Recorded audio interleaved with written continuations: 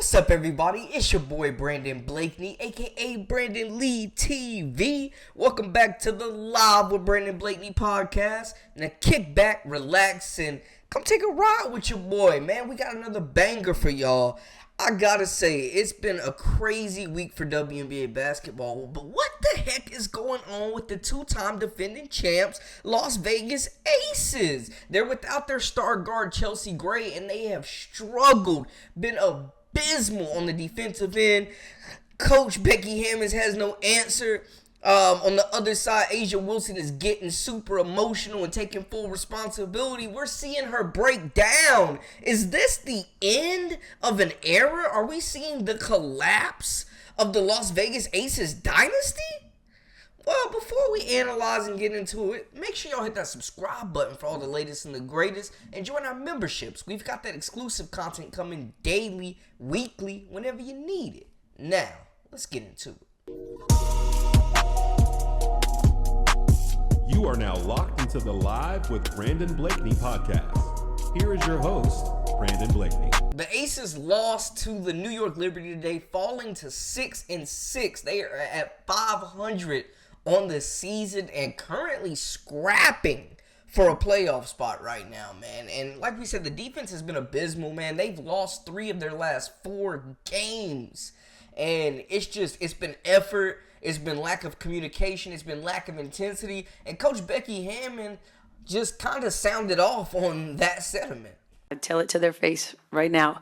We don't have an edge, and we have not had it since day one in training camp, and I've felt it, and I've tried to address it, but we're not that hungry. Yeah. You know? And so,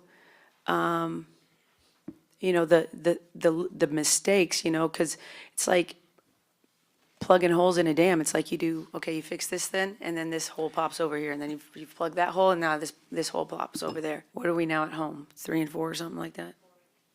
What is it? 3 and 4. Yeah, 3 and 4. We lost 1 game here last year. 1. And, you know, we can sit here and say, oh, we don't have Chelsea. And there is an element of that, obviously. There's an element of that because it's like everything's interconnected, right? Like it's like a body. Like how can you press something in my foot and release pressure in my neck? It's like, you know, and so when conversely, whether you're talking about defense and offense, obviously we know we can control the defensive end more some at times than offensively. But like when you're missing shots and you're constantly in transition and you're constantly just backpedaling, it gets hard. And conversely, okay, now we weren't very efficient offensively. Now our defensive efficiency starts to go down because, you know, there's just, it's like a snowball effect. And that's where Chelsea helps because, you know, she's somebody who knows how to stop the bleeding, when to stop the bleeding, how. And so getting her back and her presence is real. I mean, we're playing against teams that, you know, we're a fine-tuned ecosystem. And so you take an ingredient or two out, you know, it kind of trickles down through the whole group. But we still have enough. I don't want to make it an excuse for Chelsea. There's enough, believe me. They played without their point guard too. Mm-hmm. You know, so there's no excuses here. It is what it is. We're not a very good team right now. And you can talk about potential and talent all day long. Great, we have that. We don't play together collectively as a group, defensively or offensively right now. A'ja Wilson has been playing out of her mind. She's looked like the clear-cut MVP in the WNBA. She's on another level than she's been before, and she's really trying to carry this team. Kelsey Plum has been a little inconsistent, and then you got Jackie Young, who's been hooping too, doing what she does, but they have not been able to stop anybody. But A'ja Wilson is taking it upon herself, man. She's having an incredible year. On the season, Wilson is averaging 28.6 points per game, 11.7 rebounds, 2.5 assists, and 1.8 steals. She's been super efficient, but she wants to win games. She's so much bigger than the numbers, and she also echoes that sentiment as well. I'm going to go out there, and I'm going to try to be the best. I get y'all saying best player in the world. That's great. It looks great. but I want to be the best person. I want to be the best teammate because that's how I get the best out of my team. So when it comes to wins, losses, when I tell you I break this game down piece by piece because I don't want to be great for you guys. No offense, but I want to be great for my team. I want to be great for this franchise. It is hard as shit. It is hard as shit because there's tons of people that want to break you down. Great teams in this league that are going to try to come after you every single night. But when it comes to taking accountability, I have no problem in that because I want to be great. I want to be great for my teammates. So yes, it can start in practice. Yes, it starts in training camp. Yes, it starts in the wins and the losses. But I'm not going to stop. I'm going to continue to challenge myself and my teammates every single day. Because when you're talking about greatness, it starts with consistency. Everybody can be good here and there, but who can be great every single game, every possession? And that's what I'm striving for. And it's hard as shit. I promise y'all, it's hard as shit. But promise you, I'm not going to back down. So it starts with me, and it's going to always be with me because I have 11 other women in that locker room that I need to pull greatness out of. So that's where it goes from. If it's talking more, is it trying to fly on the court? Is it being a defensive presence? I'm going to be that every single day for my team because I want them to be great. Not just for rings and banners, because I know the potential that we have in our locker rooms. They are not at full strength. I get it. But there is a lot of concern that I'm seeing right now, just from the defensive intensity, lack of communication, lack of effort. I mean, the defense has been abysmal. They've been scoring the basketball, but man, it's just we have not seen the same intensity that we've seen, especially for a team that's chasing their third ring. Could this be the end of the dynasty? Has the rest of the WNBA caught up? Because they are dropping games like flies. You hear from Coach Hammond, who's come out and said this team is good enough, but they're not good enough right now. Major statement. A major statement right there. And then you see the emotion, the true feelings, the fact that she cares so much, Wilson does. I mean, she was brought to tears today, man, after that loss. The Aces lost 90-82. Now, looking at it, Stokes has really been inconsistent for them. She had a really strong start to the season. Still led the team in rebounds with 12, though. Kelsey Plum, we mentioned, has had some ups and downs. She finished with 22 points. 3 assists, 2 rebounds. A'ja Wilson continues to carry the load. 21 points, 3 assists, 9 rebounds. She's been super efficient and just elite on both ends, but they need more from the overall unit, and that starts with her, as she mentioned. Clark had 13, 3 and 3, and Jackie Young finished with 10 points, 6 assists, and 2 rebounds.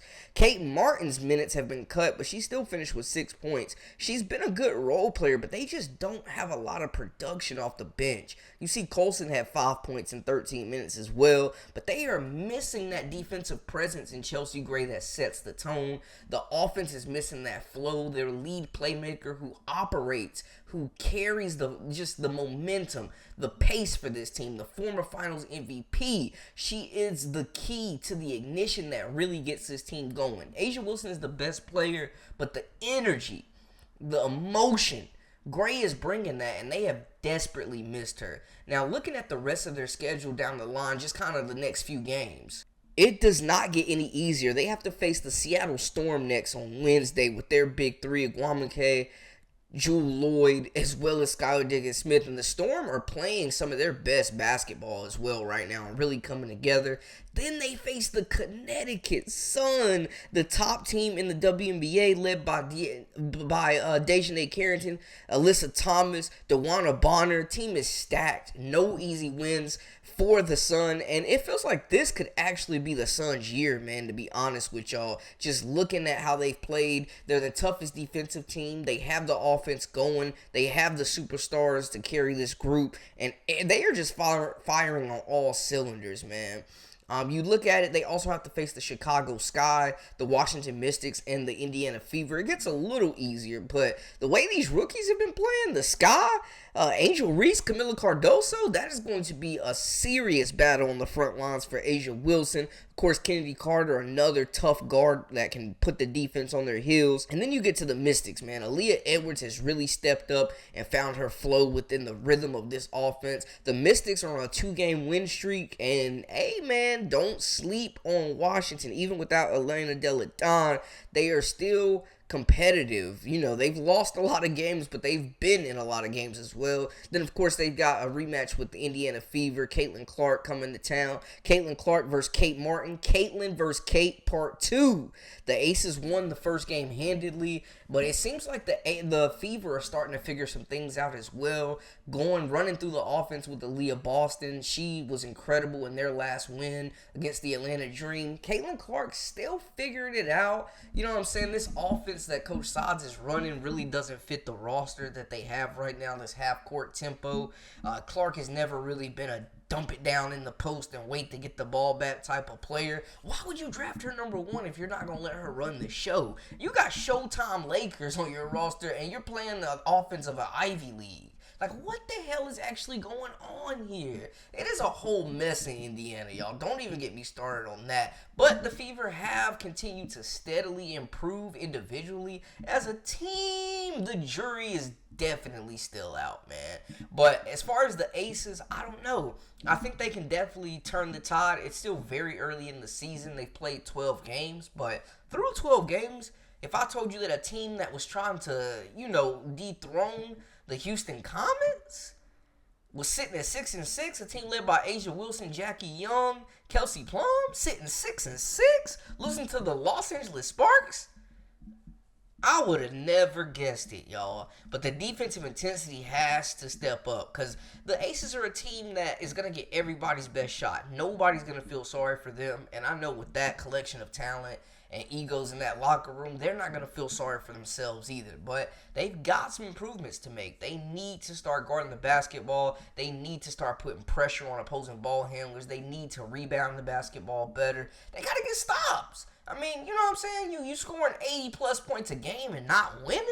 That is an issue, man. But Asia Wilson, I think, will take it upon herself being the best player in the league. Respect to her leadership. Just taking full-on responsibility, embracing this challenge. And I would bet the house on Asia Wilson. She is the franchise, and I have no doubt that they will turn it around and be one of the perennial powers competing for a WNBA championship at season's end. But if we are witnessing the end of a dynasty like we have, there's usually not a warning. It kind of just collapses. So maybe this is the end of an era. Maybe they have reached their peak, and maybe it's time for new champions to be crowned. Y'all let me know how y'all feel in the comments about the latest and the greatest with this situation. Are the Aces toast, or will they rise to the occasion? Holler at me. Let me know.